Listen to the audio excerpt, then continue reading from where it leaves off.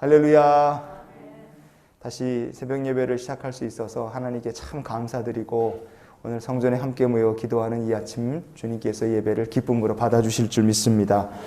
어제는 주님의 예루살렘 입성을 기념하는 종료주일이었습니다. 그리고 이번 한 주간은 예수님의 고난, 십자가 죽으심, 부활로 이어지는 고난주간을 우리가 보냅니다. 이번 한 주간은 잠언 말씀이 아니라 예수님의 고난주간, 마지막 일주일 여정을 따라가면서 우리에게 베풀어 주시는 은혜를 하루하루 같이 나눌 수 있기를 원합니다. 우리 고난주간, 특별히 월요일 날 예수님께서 권위로 무화과나무를 이제 저주하셨고 예루살렘 성전을 깨끗하게 주님께서 치워버리십니다. 그래서 우리가 이 월요일을 권위의 날이다 이렇게 부를 수 있어요. 예루살렘에 입성하신 주님께서 향하신 곳은 예루살렘 성전이었습니다. 하지만 주님께서 찾으신 성전은요, 그 전에 솔로몬이 세웠던 솔로몬 성전과는 다른 성전이었습니다. 스룹바벨 성전도 아니었어요. 로마의 분봉왕으로 임명된 헤롯은 이둠의 에돔 사람이었습니다. 그는 에돔 사람이었기 때문에 유대인들에게 인기가 없었어요. 그래서 헤롯은 사람들의 마음을 어떻게 하면 얻을 수 있을까 고민을 하다가 성전 건축을 합니다. 그러니 예수님 시대의 예루살렘 성전이라는 것은 애시당초 하나님께 영광을 돌려드리자, 예배를 하나님께 드리자 이런 거룩한 목적이 아니라 사람의 마음을 얻어보자, 환심을 사려는 목적으로 건축한 성전이었기 때문에 문제가 있었습니다. 헤롯은 사람의 마음을 얻어보겠다고 시작한 건축에 건축을 그냥 하는 건 아니잖아요. 비용이 많이 들어가니까 그 건축 비용을 성전을 통해 뽑으려고 했습니다. 그래서 헤롯은요, 성전 안에다가 매점을 만들고 환전소를 설치하고 그리고 예배 드릴 때 필요한 재물들을 사고 파는 가축시장까지 예루살렘 성전 안에다가 몽땅 다 허락해 버린 거예요. 그렇게 헤롯이 예루살렘 성전을 난장판으로 만들어 놨고 그 난장판이 된 성전을 주님께서 찾아가셔서 이 말씀을 하셨습니다. 누가복음 19장 45절 46절 다 같이 읽어보시겠습니다. 성전에 들어가사 장사하는 자들을 내쫓으시며 그들에게 이르시되 기록된 바 내 집은 기도하는 집이 되리라 하였거늘 너희는 강도의 소굴을 만들었도다 하시니라. 아멘. 성도 여러분, 교회가 존재하는 이유는 하나님께 영광을 돌려드리고 복음을 전하는 것인 줄 믿습니다. 우리가 이 거룩한 목적을 잊어버리는 순간 어떠한 교회든 상관없습니다. 똑같이 순식간에 그 교회는 강도의 소굴로 변화되고 말 것입니다.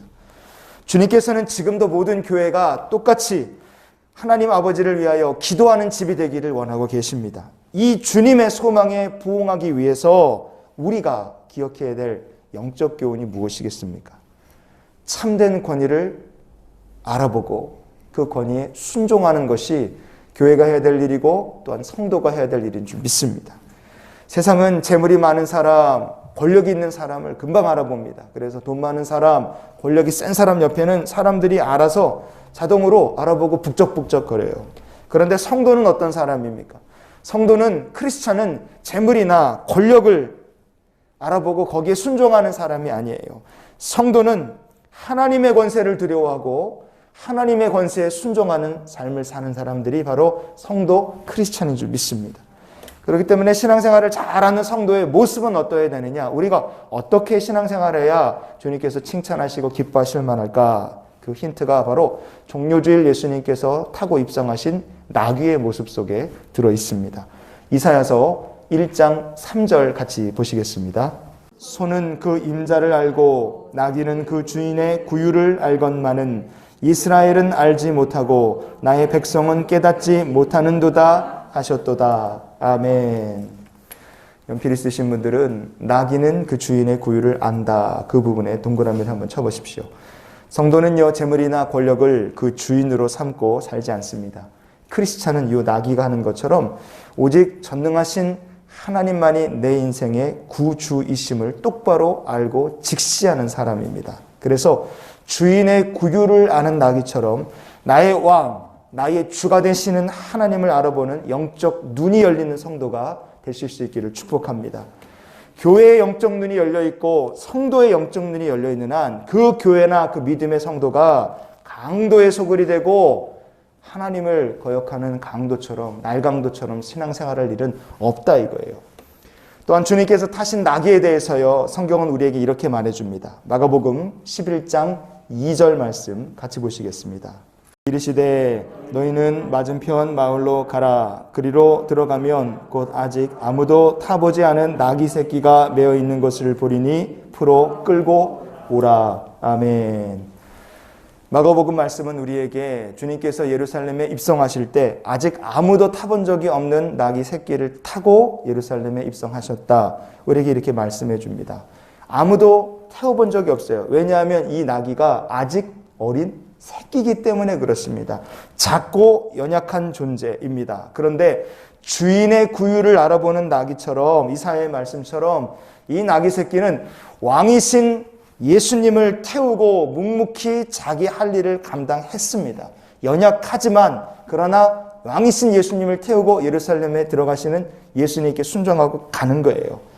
여러분, 교회가 강도의 소굴이 되지 않고 기도하는 집이 되려면 나귀가 주인의 구유를 알아보는 것처럼 교회의 머리가 되시는 예수님을 알아봐야 될 줄 믿습니다.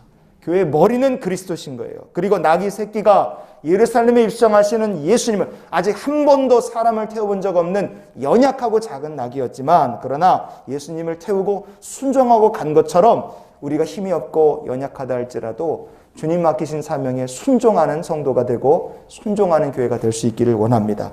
그런 교회는 절대로 강도의 소굴이 되지 않고 하나님께서 영광 받으시는 교회가 되고 하나님께서 기뻐 받으시는 성도가 될 줄 믿습니다. 그래서 오늘 말씀을 우리가 이렇게 정리했으면 좋겠어요. 성도가 알아봐야 될 참된 권위는 교회의 머리가 되시는 예수 그리스도십니다.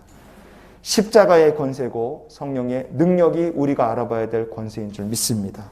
성도가 그럼 해야 될 일은 무엇이냐? 내 힘이 약하고 우리가 부족한 것이 있어도 주님 우리에게 맡기신 사명에 어린 나귀 새끼처럼 순종하고 최선을 다해서 주님을 기쁘시게 하는 삶을 사는 것이 우리가 해야 될 일이고, 그런 삶을 살기를 소망하며 오늘 한날의 삶을 우리가 살기 원합니다. 그래서 이런 기도로 오늘 하루를 살았으면 좋겠어요. 주인의 구유를 알아보는 나귀처럼 하나님을 알아보고 하나님을 두려워하고 하나님께만 순종하는 하루가 되게 주시옵소서. 이렇게 기도하며 사는 복된 하루가 되시기를 예수님 이름으로 축원을 드립니다. 같이 기도하시겠습니다.